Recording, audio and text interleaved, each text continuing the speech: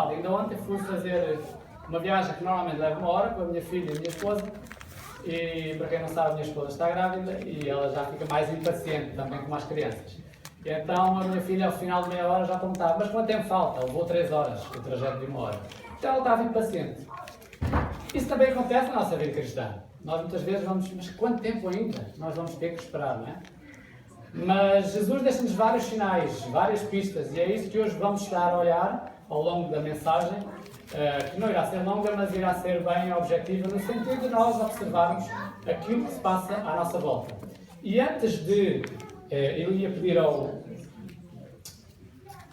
nosso irmão Santo, já cá está, antes de fazermos uma vista sobre aquilo que tem acontecido nos nossos dias de hoje, estou a procurar agora o meu aparelhinho para estar aqui. Eu vou fazer uma comparação com a queda de Roma e os dias que nós estamos a viver hoje. Ora, Roma não foi destruída assim, de um dia para o outro, de repente não chegou alguém e tomou conta de Roma e Roma foi conquistada. Como é que foi? Vocês lembram-se? Levou algum tempo? A profecia de Daniel fala-nos de que o Império Romano iria ser destruído como? Alguém lembra-se? Estou a olhar para algumas caras que eu sei que sabem a resposta, mas não querem dizer. Bom, foi de certa forma 10 tribos bárbaras que se foram levantando, a profecia de Daniel fala sobre isso, e foram minando realmente Roma, que aos poucos foi caindo. Há um homem chamado Edward Gibbons, que ele faz uma obra, a história do declínio do Império de Roma. E tem ele separou 5 fatores que levaram a esse mesmo declínio de Roma. Porque se Babilónia foi destruída de um dia para o outro, através de várias guerras, uma guerra decisiva, pelos Médios e os Persas, depois os Médios e os Persas foram destruídos por quem? Pela Grécia, e a Grécia por Roma. Mas depois há 5 fatores que progressivamente e gradualmente foram destruindo Roma. E é isso que vamos olhar para ver se existe alguma similaridade com os dias que vivemos hoje. O primeiro ponto que Edward Gibbons separa na sua obra é a dignidade e a santidade do lar foram sendo destruídos aos poucos. Para quem não sabe, durante o tempo de Júlio César e Augusto César, a moralidade era bastante elevada. O exército era inclusive usado para manter, ou ajudar a manter, a moralidade do povo. Mas com o sucesso, com a prosperidade, veio o declínio. E o declínio começou por estes 5 pontos. Primeiro, a santidade do lar começou a ser destruída aos poucos. Vocês já viram isso nos dias de hoje? Temos visto, não é? O passo seguinte já diz que os aumentos dos impostos eram agora usados para divertimento.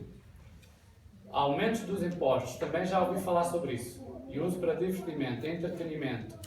Aumento pelo desejo do entretenimento, com o desporto a tornar-se mais excitante e brutal.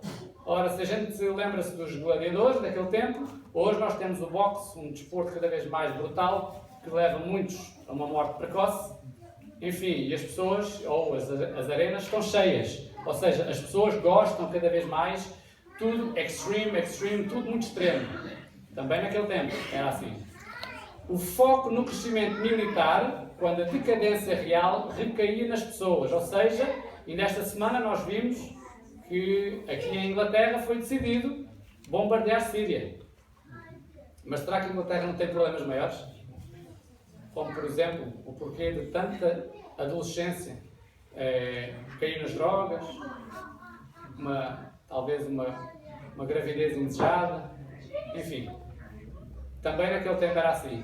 E o último ponto, o declínio da religião com a fé a tornar-se apenas em formalismo e tradição. Ora, isso também eu já vi hoje, não? Temos muita gente, desde islâmicos, católicos, enfim, cristãos, não vou agora dizer todas as denominações, ficámos aqui a manhã inteira, mas a dizer que realmente muitos de nós, até adventistas, podemos cair por vezes no formalismo e tradição. Naquele tempo também era assim. E o que é ser formalista? É não viver pela fé, é não viver de acordo com assim está escrito. Enfim, é aquela religião que vai com o vento. Mas, olhando agora para os 5 pontos de Roma, eu quero uma vez mais convidar-vos a orar, porque vamos abrir a Bíblia para ver o que é que o Espírito Santo tem para nos dizer. Senhor, uma vez mais vamos abrir a Tua Palavra, e este é o momento em que mais estamos vulneráveis às nossas opiniões retira isso de nós, Pai, para que possa ser apenas o Teu Santo Espírito a falar e a iluminar a nossa mente. É tudo que quero pedir e agradecer, em nome de Jesus. Vamos abrir a Bíblia em Lucas 17, 26, até ao verso 30. 17, 26. E enquanto abrimos a Bíblia, eu queria pedir ao Carlos que se desse estes 4 papelinhos, 5 papelinhos, que desse a algumas pessoas para lerem, ou seja, as pessoas que levarem um papelinho, podes ficar à tua escolha, Carlos. As pessoas que tiverem papelinho já abram a Bíblia nessa passagem, porque nós vamos ler essas passagens e para ganharmos tempo e também vocês contribuírem, nós iremos então ler essas outras passagens. Não são muitas, são apenas 5, mas tudo irá ajudar a compreender o tema de hoje, ou seja, os dias em que vivemos e a relação que isso tem com a breve vinda de Jesus Cristo, que eu espero que seja mesmo breve. Amém? Amém. Então, em Lucas 17, verso 26, nós lemos assim: assim como foi nos dias de Noé, será também nos dias do Filho do Homem. Ora, esta menção será também nos dias do Filho do Homem, é uma alusão à volta de Jesus. Comiam, bebiam, casavam e davam-se em casamento, até ao dia em que Noé entrou na arca e veio o dilúvio e destruiu a todos. O mesmo aconteceu também nos dias de Ló. Comiam, bebiam, compravam, vendiam, plantavam e edificavam. Mas no dia em que Ló saiu de Sodoma, choveu do céu fogo e enxofre e destruiu a todos. Assim será também no dia em que o Filho do Homem se manifestar. Ora, vocês todos, a maioria, penso eu, que já conhece a história de Noé e Ló. Eu vou tomar como garantido que vocês conhecem a história. Então, eu vou talvez só mencionar algumas coisas, mas a primeira pergunta que eu faço é: quando vocês ouvem falar de Sodoma, o que é que vos vem à mente? Destruição. Destruição, mais? Desobediência. Desobediência, mais? Homossexualismo, mais? Mais alguma coisa? Ninguém disse uma coisa curiosa. Tudo o que vocês disseram está certo. Mal. Mas há uma coisa interessante que em Ezequiel nós lemos. Quem tem a passagem de Ezequiel 16, verso 49 e 50, que se levante por favor e leia. Ezequiel 16, 49 e 50. Eis que és confuso a iniquidade de Sodoma, irmã soberba, fartura de pão e próspera tranquilidade teve ela de suas filhas, mas nunca amparou o pobre e o necessitado.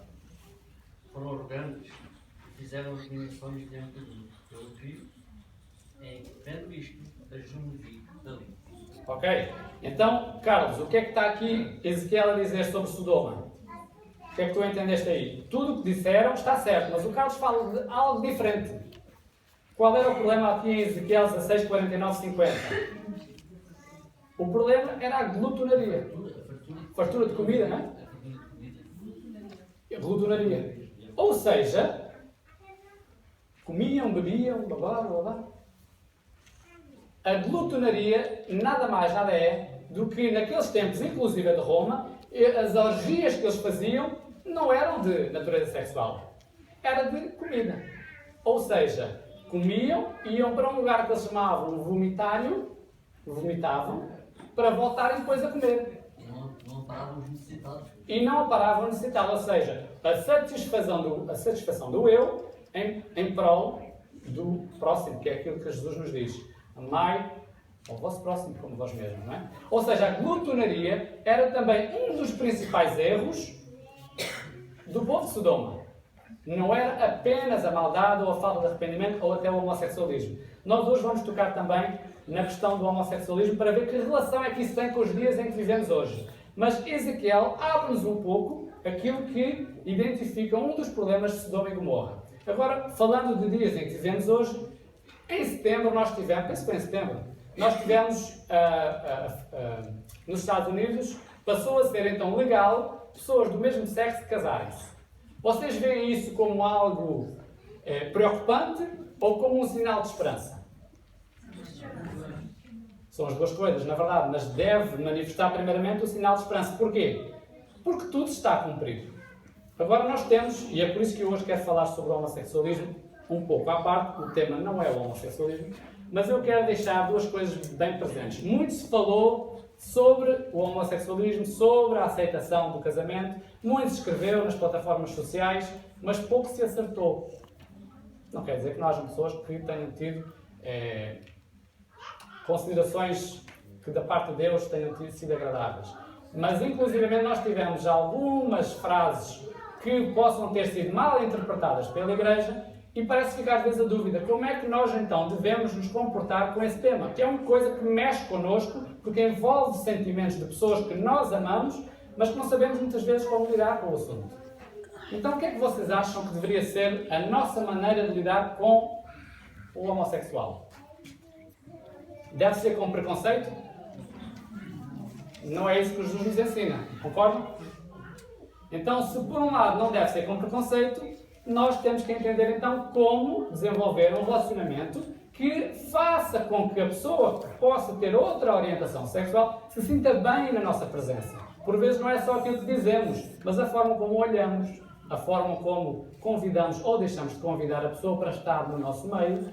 E isso é algo que muitas vezes mexe com a pessoa e a pessoa pode viver já com um sentimento de culpa, não sabe como lidar com esses sentimentos e ainda tem que lidar com o preconceito daqueles a quem a pessoa esperava um apoio, que é a Igreja. Então nós, como Igreja, nós temos que ter muito mais atenção à forma como lidamos com uma pessoa que tem uma orientação sexual diferente. Mas, e agora vamos ver o que é que a Bíblia fala sobre isso, eu quero fazer uma comparação com algo, ou com outro tipo de pecado, que surgiu no céu. O primeiro pecado no céu tem origem sexual? Não tem. Qual é a origem ou o primeiro pecado no céu? Obediência. Mais. Ganância. Vaidade. Orgulho. Mas não foi de origem sexual. Até onde nós sabemos, não é? Mas nós temos uma tendência de separar a pessoa que tenha tido um delito de origem sexual. Até disciplinamos a pessoa e até colocamos a pessoa fora. Mas não fazemos, por exemplo, uma pessoa que tenha orgulho. Vamos ver uma coisa que eu achei muito interessante, escrita por um homem, que é um psicólogo muito, enfim, de fama nos Estados Unidos, chamado William Backus. Ele tem uma obra, ele é um psicólogo, mas também ele é cristão. Ele tem uma obra que se chama Aquilo que o seu psicólogo não disse. E há 7 pecados que ele coloca, não os 7 pecados que os católicos trouxeram para nós, com tradição, mas os 7 pecados que levam a que a pessoa desenvolva depressão e até doenças mentais, do foro emocional. E ele coloca lá alguns sintomas do orgulho e da soberba, por ser esse o primeiro dos 7 pecados que levam a uma doença mental ou até depressão. Vamos ver o que é que... não é isto aqui? Sintomas de orgulho e soberba. Primeiro sintoma, tentar ser notado. Segundo, desejar atenção. Comichão por elogios. Possuir a necessidade de ser importante. Detestar a ideia de ser submisso ou submissa. Temos ainda, não gostar da ideia de admitir seus próprios erros. Forte teimosia. Exigir que seja tudo do seu jeito. Desejar controle sobre outros, recusar conselho, ser crítico apesar de se ofender com críticas, pensar ter perfeições que não possui. Agora eu quero fazer aqui um ponto. Algum de nós, eu e vocês, pode levantar a mão e dizer que não teve ou não tem. Não teve ou não tem. Algum destes sintomas? Eu não consigo levantar a mão, porque eu sei que já tive ou posso ainda ter algum destes sintomas, que me leva a cometer um pecado. O pecado do orgulho. Quem é que pode resolver o problema do pecado do orgulho? É Cristo. Então, porque se nós não podemos levantar a mão por algo que nós somos, porque é que levantamos a mão por algo que os outros são? Ou seja, Jesus deixa isso bem claro no Sermão do Monte. Não se preocupem com o orgulho no olho do vosso irmão. Preocupem-se com vocês primeiro. Então nós não podemos fazer listas para Deus e dizer assim: Senhor, estes podem ser salvos. Senhor, esquece estes. Não podemos. Então temos que realmente viver mais aquilo que pregamos. Não discriminar ninguém. nem mesmo as pessoas que têm uma orientação sexual diferente. Agora nós temos um problema. Será que Deus aceita ou não aceita o homossexualismo? Ele não aceita porque isso não é algo que traga saúde para a pessoa, não é algo que traga saúde mental, não é algo que não livre a pessoa de ter um sentimento de culpa. Mas quando é que a pessoa vive com o sentimento de culpa? Quando ela já se convenceu de que o homossexualismo é errado. E esse é o principal problema dos dias em que vivemos.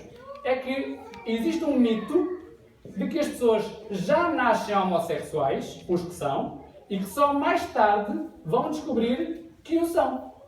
E enquanto esse mito habitar na cabeça do homossexual, ele não se convence que tem que passar por uma transformação, tal como o orgulhoso tem que passar por uma transformação. Então, aos olhos de Deus, todos nós precisamos de transformação. E nós temos que ter isto bastante claro. Eu vou deixar só alguns estudos que foram feitos até hoje, pela conta dos cientistas, já mais de 1000 estudos foram feitos para entender se de facto as pessoas nascem homossexuais ou heterossexuais. As conclusões que se chegaram é que ninguém nasce homossexual. É um mito e continua a ser um mito e vai ser para sempre um mito, porque não há nada, desde testes de ressonância magnética, desde testes de testosterona, estrogênio, testes dos mais variados possíveis foram feitos para ver se há algo diferente no homossexual e não no heterossexual. E a conclusão que se chegou é que não existe nada de diferente. Agora, há pessoas que de facto nascem com uma tendência. E eles estudaram o porquê de haver pessoas que nascem com uma tendência. E as conclusões que chegaram é que, para uma pessoa heterossexual, homem no caso, para passar para um estágio de homossexual, se ela tiver uma relação, ou a pessoa tiver uma relação homossexual, ele passa a ser bissexual. Ao final da terceira experiência, ele podia não ter tentação nenhuma. Simplesmente pode ter passado, até às vezes, por estupro. Mas pode ter passado por uma situação dessa. À terceira experiência homossexual, não mais tem interesse pelo sexo oposto e só tem interesse pelo sexo igual. Isto conseguiu-se chegar a essa conclusão.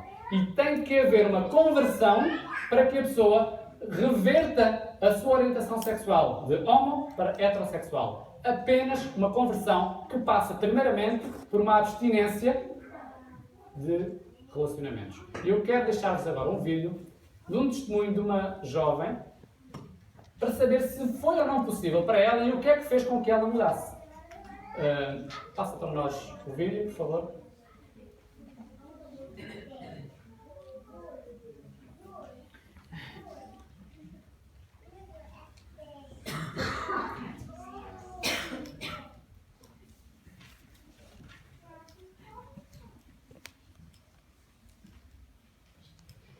Criança, eu sempre gostei de buscar Deus, de orar, ler a Bíblia, sempre de frequentar a igreja. Mas sempre eu tinha um vazio dentro, entendeu? Um vazio de alguma coisa, uma carência, um afeto não suprido, carência talvez afetiva, a proteção, a segurança. Isso eu não tinha. Então isso ficou para mim, ficou tipo assim uma lacuna grande. Diante disso eu busquei muitos caminhos e isso foi que me levou a ter esses desejos e foi desenvolvendo e na fase adulta eu tive experiências e isso me levou, realmente eu me decidi mais pelo lado homossexual. Tive vários relacionamentos com o mesmo sexo e me vestia, sim, com bermuda, com corte masculino, entendeu? Camisetas, eu só queria aqui satisfazer esse lado aguçado. Não que eu estava feliz, mas eu me sentia bem, entre aspas. Eu nunca me aceitei. Eu precisava buscar ajuda diante disso, para que eu me aceitasse. Então, diante de todas as ajudas que eu busquei, o psiquiatra, o psicólogo, isso não resolveu. Eu queria ser feliz, pronto, acabou, olha, Senhor, não sei o quê. Mas o conflito estava, a angústia estava, eu não dormia direito, fui para o remédio, os ansiolíticos, fiquei no fundo do poço, por ter assumido uma angústia, parece assim, que infinita, depois que eu assumi esse lado.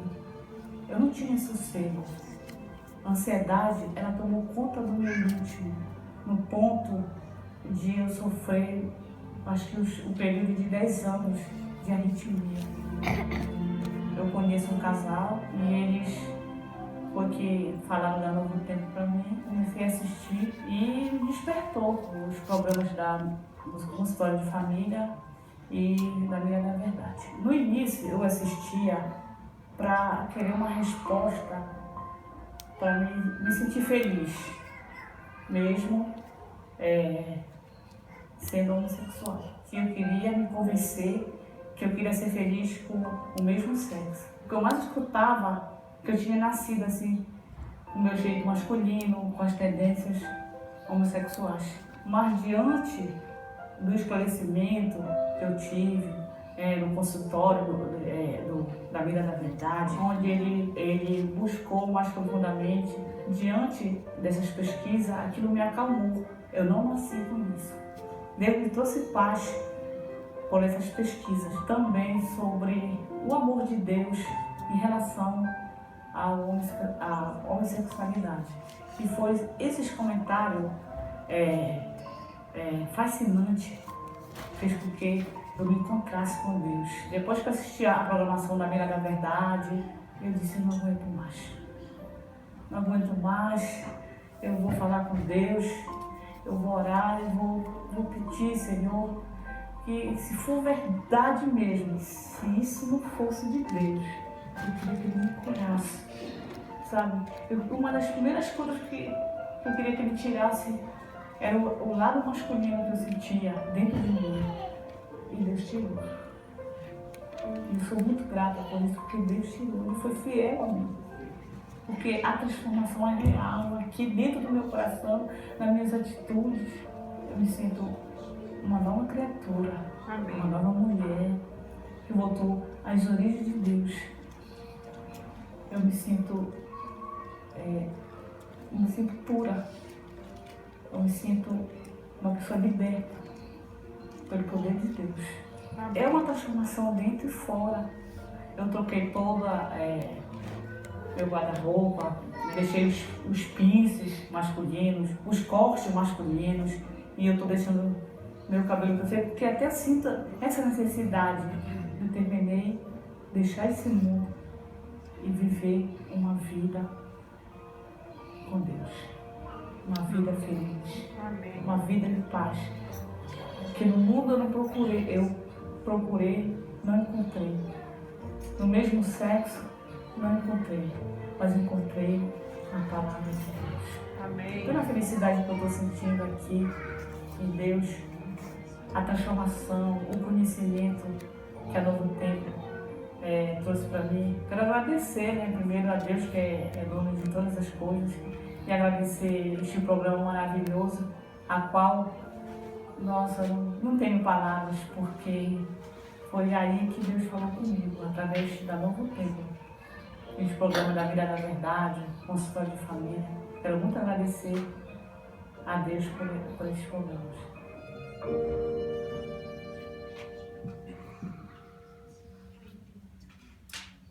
Por que é que eu escolhi este vídeo? Amém? Pela história da senhora. Amém.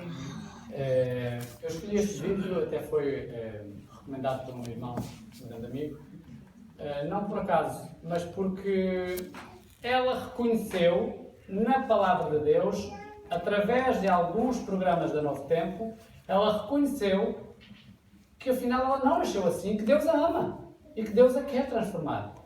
E Deus também pode usar eu e você para trazermos essa libertação às pessoas que trazem algum problema, não interessa se é de origem sexual, se é de origem outra qualquer, mas as pessoas vivem com problemas. E nós ou trazemos bênçãos através dos conselhos que damos, ou trazemos maldição. Não tem como ser as duas coisas. Da nossa boca ou sai água doce ou sai água salgada. Mas nós, como um todo, como família, nós temos que ter o mesmo discurso. Nós não podemos dizer, meu querido, vai assim até ao fim que estás salva, porque Cristo já morreu. Não é isso que a Palavra de Deus nos indica. O plano da salvação não é isso que nos ensina. Ele ensina-nos, vem como tu estás e eu transformo-te no dia a dia. Amém. Mas primeiro tens que reconhecer. E esse é o problema, não só na comunidade homossexualista, como em todos os outros heterossexuais que vivem com toda uma montanha de problemas que não querem aceitar que têm. Alguns pela falta de perdão, outros pelo orgulho, como aqui está. Ou seja, a cada dia nós temos que entregar a nossa vida tal como ela está. E quem faz a revolução é Cristo. Quem faz a transformação é Cristo. E nós temos que parar de tentar transformar as pessoas. Nós não transformamos ninguém. Apenas podemos dar o conselho que a Bíblia nos dá. E por isso é que tem alguns textos que mostram, uma vez mais, qual a maneira que Deus lida com alguns dos problemas. Vamos ler agora, por exemplo, Levítico 18, 22. Quem tem essa passagem? Levítico 18, 22. Com o homem não te deitarás, como se fosse mulher, é abominação. Ou seja, é abominação.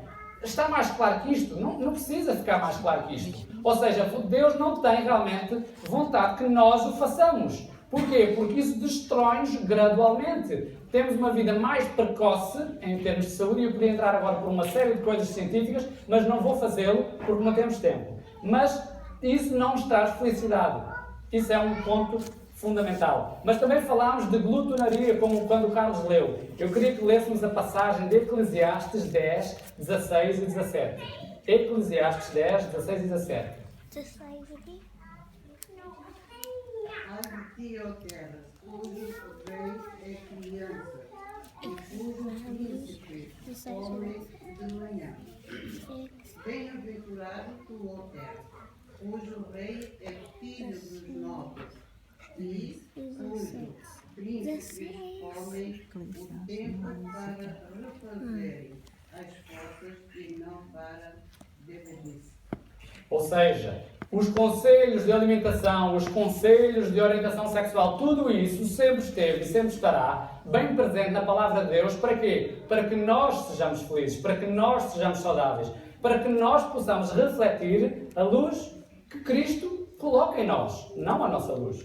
E ainda vamos terminar com Romanos 1, 26 e 28. Romanos 1, 26 e 28, irmão Constantino.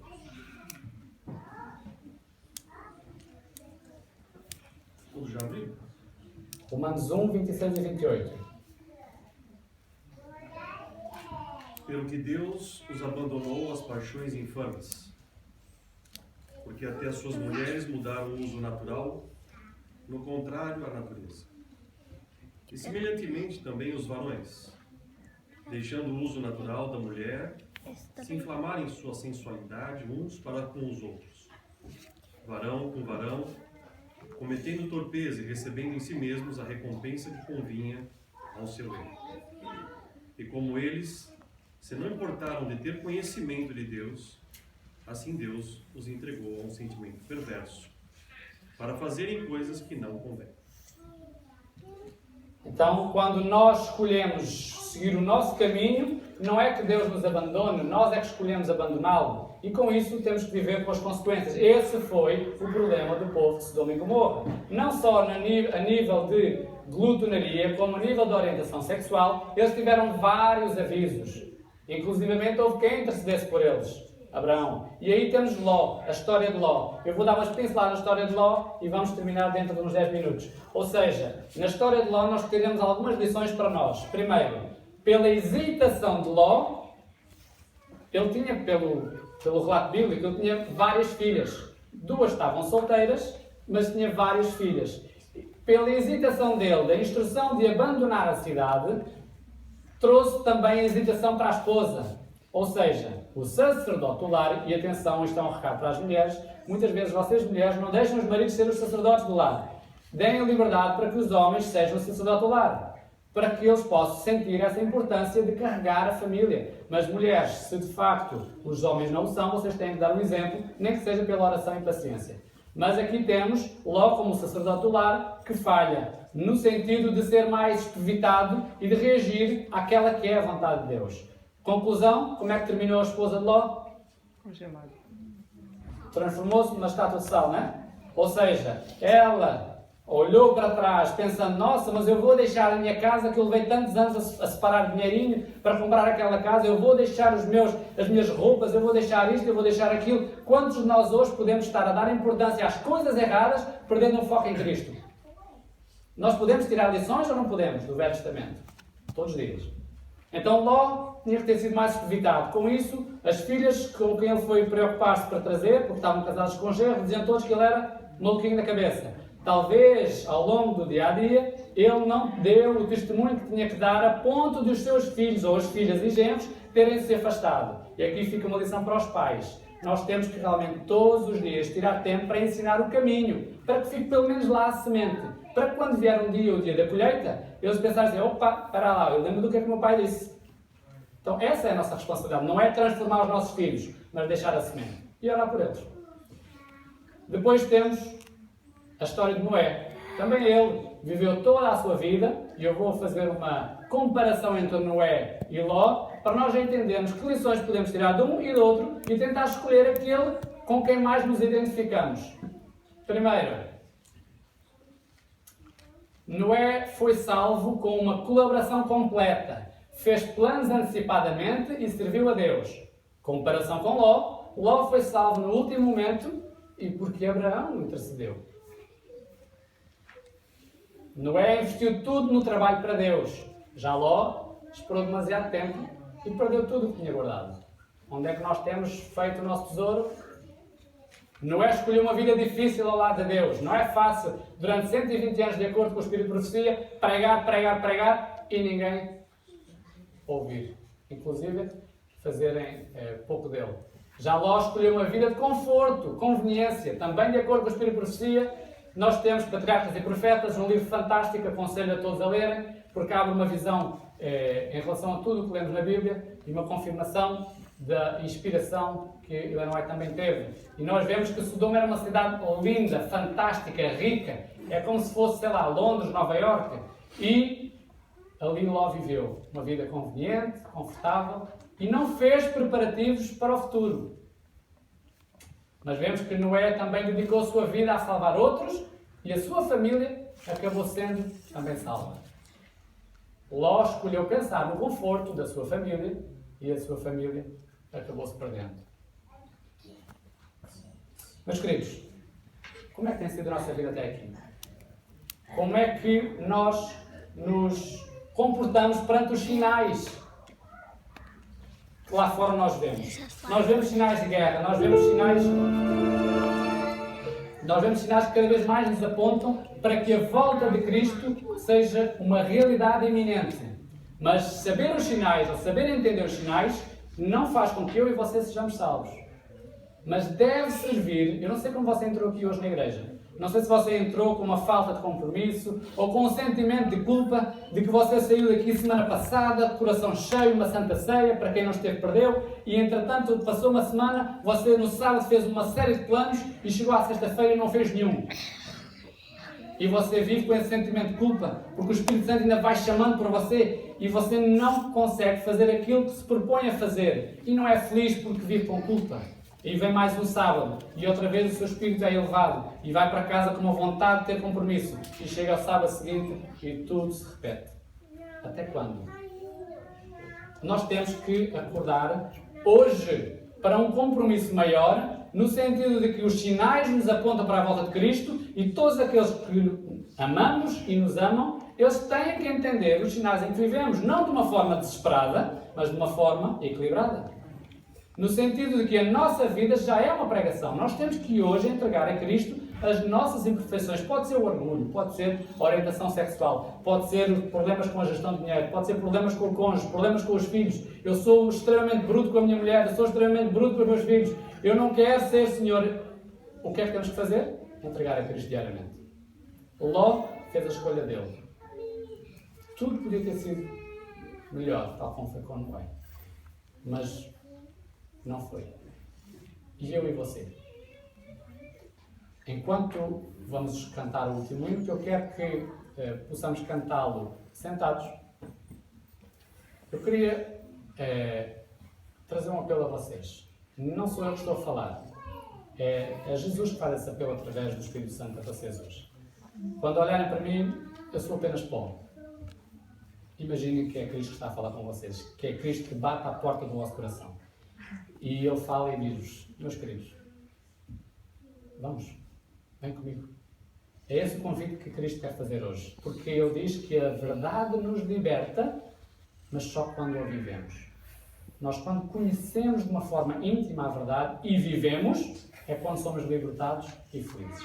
É essa libertação do peso da culpa, do peso da consciência, do peso do pecado, das consequências do pecado. É essa a libertação que Cristo quer trazer à sua e à minha vida. E enquanto cantamos, reflitam como tem sido o seu dia-a-dia, como têm sido as suas prioridades. Talvez vocês tenham problemas e é mais fácil culpar os outros dos seus problemas. É mais fácil ser pessimista do que ser otimista, porque nós temos pecado dentro de nós. Mas nós temos que entregar isso a Cristo diariamente. Se no final da música você quiser se levantar para podermos fazer uma oração especial, um compromisso com Cristo, então levante-se para que possamos orar no final. Amém? Vai cantar.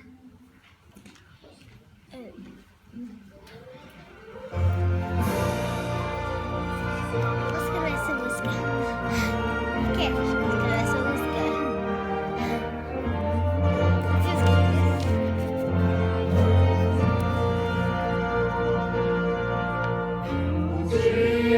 Não sei do regresso do esposo, porém os sinais me encherem de gozo, pois presto virá esse evento glorioso, mas o dia não sei.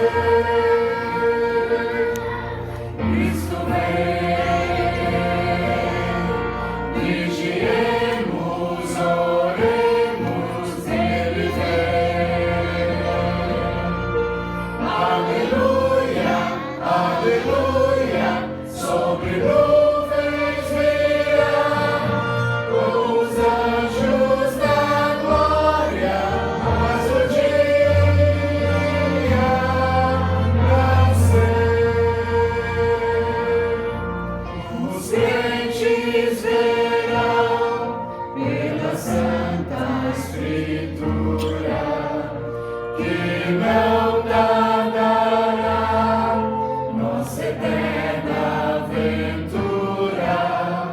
Olhemos então para a glória futura, mas o dia não sei. Cristo vem, vigiemos, oremos, Ele vem. Aleluia, aleluia, sobre nuvens virá, com os anjos da glória, mas o dia não sei. Orar, vigiar, eis a necessidade, bem firmes os pés na bendita verdade, descanso haverá na celeste cidade, mas o dia não sei. Cristo vem, vigiemos, oremos, Ele vem. Aleluia, aleluia, sobre nuvens virá, com os anjos da glória, mas o dia não sei.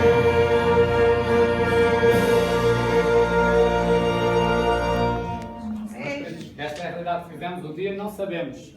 Então, se você chegou hoje à igreja com algum sentimento mal resolvido com alguns dos seus irmãos, resolva hoje. Se você tem uma falta de compromisso com Cristo, resolva hoje. Passe a orar e a vigiar, tal como o hino nos indicava. Porque o dia nós não sabemos. Para nós pode ser hoje, pode ser amanhã. Mas nós temos que estar prontos. Essa é a mensagem que eu quero deixar para vós. Para que os sinais à nossa volta não nos assustem, mas nos tragam esperança, porque nós entendemos os sinais. E nós temos que levar esses sinais ao povo que está lá fora. Vamos orar? Senhor, o teu povo hoje se levanta para te dizer que te ama, que te reconhece como Criador e que aceita o plano da salvação. O plano da salvação é um plano maravilhoso. É um plano que não só justifica o nosso pecado perante ti, Pai, mas também nos transforma no dia a dia, santificando-nos das nossas impurezas, trazendo agora um norte seguro para as nossas vidas, não apenas um norte o qual pensamos satisfazer apenas os nossos sentidos, Senhor. Senhor, muitas vezes nós temos conceitos errados na nossa cabeça, Senhor, e podemos estar a levar outros ao engano. Senhor, purifica a nossa mente, que a cada dia Tu possas, através do Teu Santo Espírito, iluminar a nossa mente, ajudando-nos a entender as Escrituras Sagradas, a entender qual o mapa que leva até Ti, Senhor. Que o Teu Santo Espírito possa, de facto, usar-nos a cada dia poderosamente e as nossas vidas possam ser pregações autênticas, que possamos ser a Bíblia para as pessoas que nos rodeiam, mas que tira todo o preconceito, Senhor, que possa existir pelos nossos irmãos que ainda vivem no pecado, Senhor, que ainda vivem no pecado voluntário, porque muitas vezes até nós involuntariamente pecamos, Senhor. Perdoa-nos pelas nossas falhas, Senhor. Ajuda-nos para que todo o pecado voluntário e já identificado pelo Teu Santo Espírito na nossa vida, que todo esse pecado nós possamos ter o desejo de entregar a Ti, Senhor, para que Tu possas tirar da nossa vida. É essa a transformação que Tu queres trazer até nós, que nós também temos que levar até aos outros, Senhor. Tira de nós o pensamento de que todas as mensagens são para outros e não para nós, Senhor. Senhor, que todos os dias nós possamos perguntar, Senhor, que mais há que Tu queiras mudar, Senhor? Que mais há que eu possa entregar a Ti em confissão e arrependimento, Senhor? Enche o nosso coração de verdade, Senhor. Enche o nosso coração de desejo de Te servir, para que quando Tu voltares, nós, tal como estamos agora, em pé, nós também possamos estar, Senhor, dizendo: aí vem o nosso Rei Redentor. Senhor, Te entrego este povo para que a cada dia o Teu Santo Espírito possa fazer essa obra maravilhosa, esse batismo de fogo chamado batismo do Espírito Santo. Senhor, despeço a minha oração com a esperança de que, através dos méritos do Teu Filho Jesus Cristo, nós podemos ter esperança e confiança de que a vitória é garantida. Amém. Amém.